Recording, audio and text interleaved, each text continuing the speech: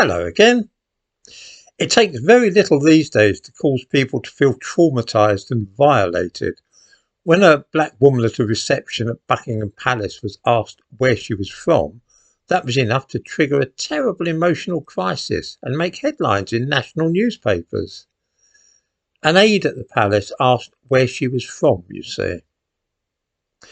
This is not an unreasonable question, since the name under which the woman is currently going is Ngozi Fulani.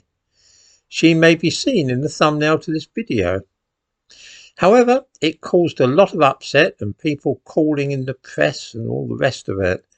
In the description of this video, I give a link to a newspaper article about this business. Particular offence was caused when she was asked where her people were from. As British viewers will know, people in this context simply means family, not which nation or country. You say, oh, where are your people from? It just means where are your parents from? Where does your family come from? But by then, of course, Ms Fulani was so traumatised that she was seemingly no longer capable of rational thought.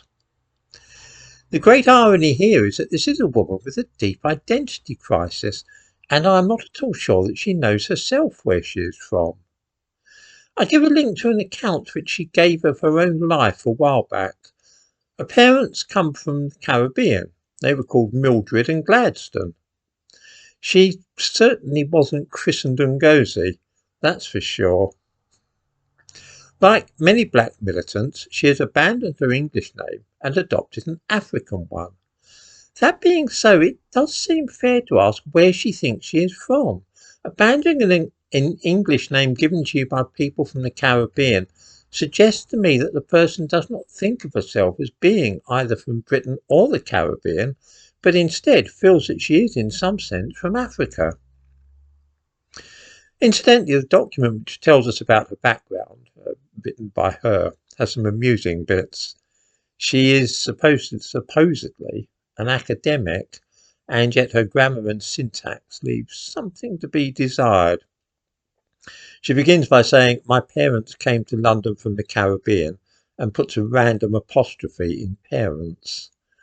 We learn that her father was a very conscious man.